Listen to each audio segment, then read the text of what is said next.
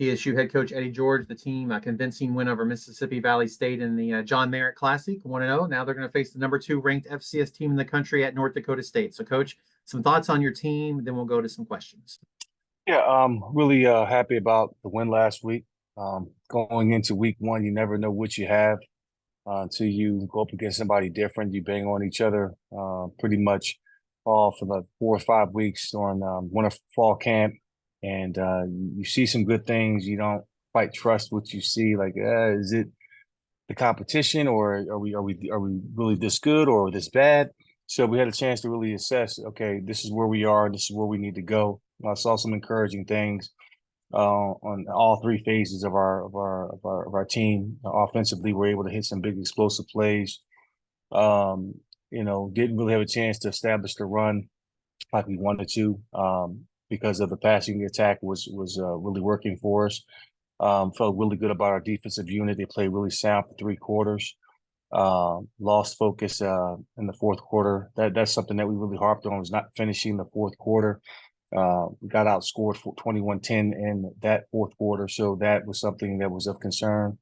The penalties were also a big concern. 10 penalties for over 100 yards as well. So the scoreboard was one thing, but there are some things that if we plan on, being in the conversation in November for a championship or anything of that nature, we got to deal with the things that we can control, and that's pre-snap penalties, pre and post-snap penalties. That's the number one thing that we got to do.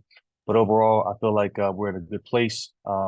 Clearly, we have a huge challenge ahead of us. It's going to be a very physical game. It's something that, I'm really excited about, see how our guys pair up against one of the top brands in college football. Thanks, Coach. We'll go to some questions again. If you have one, let me know down in the chat. We got a couple people queued up. We'll go with Eric Peterson first. Go ahead, Eric. Hey, Coach. Just what first-year impressions of NDSU from what you saw against Colorado last week, and what kind of stood out about the way they played in that game? Oh, man. One, they have the pedigree of a champion. They don't quit. They don't blink at adversity. Doesn't matter where they play. It can be at home, on the road. You're going to get the same thing from this team. This unit is battle tested. They have great leadership. They have great experience. They are the epitome of what you want your football team to look like. Through and through, just a great cohesive unit. And what sticks out to me is their physicality in the trenches. That's what they preach. That's what they teach. That's what they do. They fly off the ball offensively. The run game is very violent. The quarterback is probably the best player that we've seen since we've been here. And their defense is very sound. Up front, their defensive line is the heart and soul of their defense. Very strong and talented and deep unit. And, that's what sticks out to me at this point in time, is that it's going to be a physical war, that their brand of football, that's who they are. They stand on that. Draylen Ellis had a big opening week for you. Just describe his play and how important it is to have a veteran quarterback heading into a game like this. Yeah, Draylen had a really solid fall camp. He really has embraced the new offense of our new offensive coordinator, Travis Partridge. He came from UT Martin. Really just took what the defense gave him. Just didn't do too much. We kept them upright. Didn't get touched hardly. No quarterback sacks. That's the big thing for us. And the fact that Draylen has played a lot of football, has been through a lot of adversity, and he's finally, I believe he's going to have a really great year for us because he's taken the coaching and he's taken ownership of the offense. So having that under our belt is going to, hopefully give us an opportunity to win the ball game. Thank you. Let's go to Brandon King next. Unmute myself. Good morning, Coach. How you doing? Hey, Brandon. How you doing, my man? Pretty good. I see you got the memo about the blue zip up, so good job. But wanted to talk about and you kind of touched on a bit earlier the physical nature that NDSU is going to bring to the table. My first question is, are you doing anything different from a practice standpoint to kind of prepare your guys to deal with that level of physicality? No, that's what we try to do. That's what we do. We preach physicality. We preach violent hands. We preach everything that we do is with violence and speed, and to finish, with relentless effort. That's what we do. So it's nothing going to be different for us. That's the brand of football that we want to play, and that's okay. We just want to get a great measuring stick to see where we are when we pair up against this unit. We respect this university, the brand, like I said before.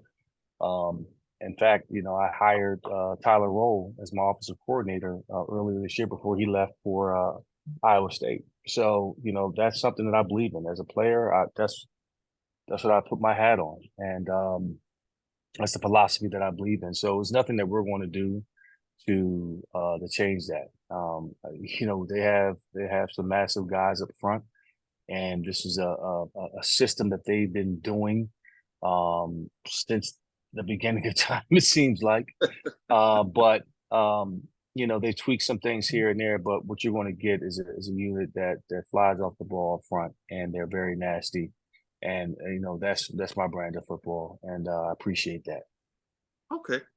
And then, the running game has been so much talked about, but against Colorado, they threw for 292 yards, and that's the most they've thrown for, I believe, since 2019. I think it was against Western Illinois, something like that. So when in your preparation for them, is that now you're having to consider that added dimension potential of now the pass game as well? Of course. When like I said, Cam Miller, he's able to do it all. Not only are you concerned with his ability to run the football, I believe him and the other quarterback, they led their team in touchdowns last year, I think, with 26.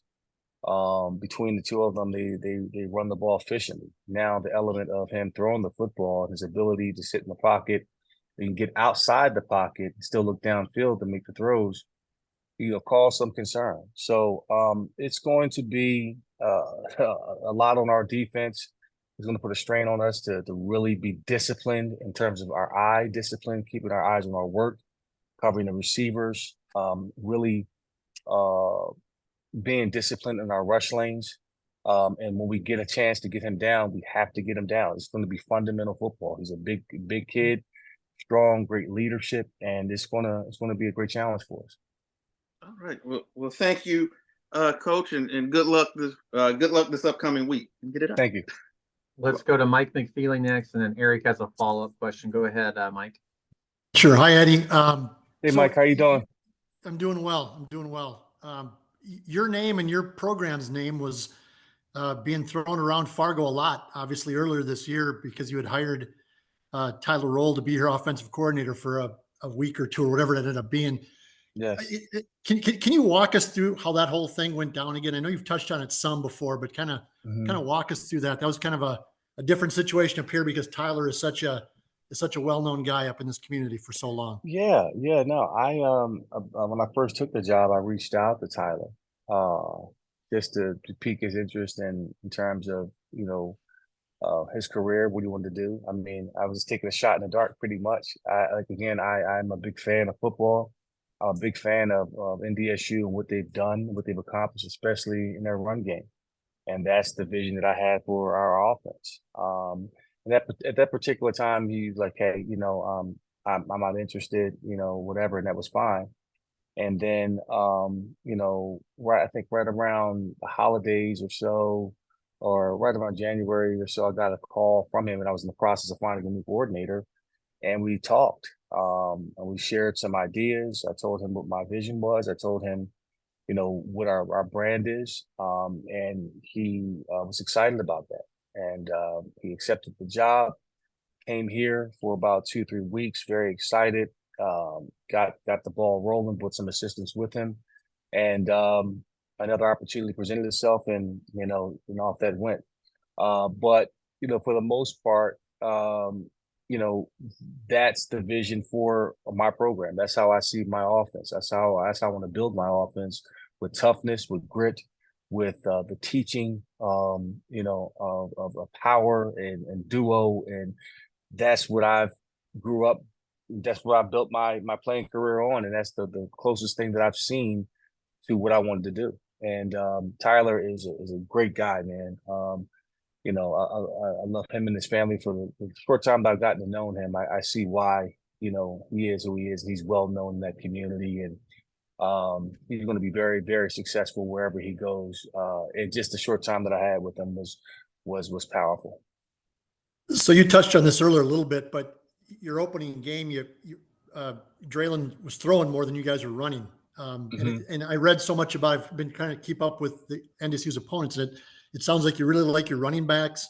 We're all kind of expecting you to kind of, run the ball, and you ended up throwing. And you said that was just a product of how the first game unfolded more than anything else. Yeah.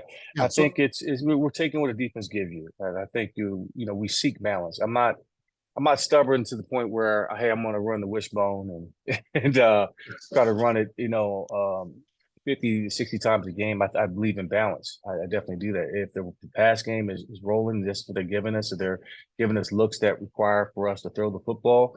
We want to be able to do that, take advantage of that. And if they give us looks where we are able to run the football and the numbers match up, that's what we're going to do. We're going to do it with physicality. It's the balance that I seek. And I believe that any great offense, you have to have a really strong power run game. I believe in that. Joe Gibbs, the great Joe Gibbs, who's coached for now the Commanders, were the Skins back in the day, believed in, 3 basic run concepts. Power run game, it was power left, power right, student body left, student body right, duo. And 10 or 13 different pass concepts, and kept it to that. It's keeping it simple in terms of play calling, but making it complex in terms of the looks that you get in different personnel group. And so that appealed to me. Yes. So given that, then when you watch the Colorado tape against NDSU, were you surprised to see NDSU doing what they were doing? Because they forever have been a power. Right. And some of us who followed them and covered them for 30 years are surprised as heck too at what they're doing. So was it a surprise to you? It really was. I think the new offensive coordinator, he played coached at Wyoming last year, I believe. That he brings that element to it, and there's definitely more, I guess, creativity in the passing game than I guess we're accustomed to seeing from NDSU. But let's keep it clear. Let's be real. They are who they are. They're going to look to bludgeon you in the trenches. A-gap power, duo. That's what they're accustomed to doing. They're going to try to, get 350 yards rushing. They've been the top, rushing offense for the last 5 or 6 years, the top 2, top 3 every single year. So I don't expect them to get away from that too much. But the element of them throwing the football and having balance and loosening up the box does cause concern and keeps you up late at night trying to figure that thing out. Okay, one more. Talk about the progress of your program. 4th year, I believe, in Yes, Nashville sir. for you. Mm-hmm. Are you making progress? Are you going the right direction? Do you feel like it, or where do you I need to feel be? like we are. I think we are. Last year was our first winning season. Started off 6-2, ended up 6-5. Didn't quite finish as strong as we would have liked. I believe that we're getting the right coaches in the building, we're getting the right players in the building. We're heading in a great direction as far as leadership. Got a new president coming in that has a broad vision, a grand vision for what Tennessee State's going to be. So I think we're heading in the right direction. All right. Thanks, Eddie. See you on Saturday. Thank you, Mike. All right, see you later. Eric said his question got asked. So, Coach, appreciate your time this morning. Thanks for joining us. Best of luck, and we'll talk to you next week. Thanks a lot.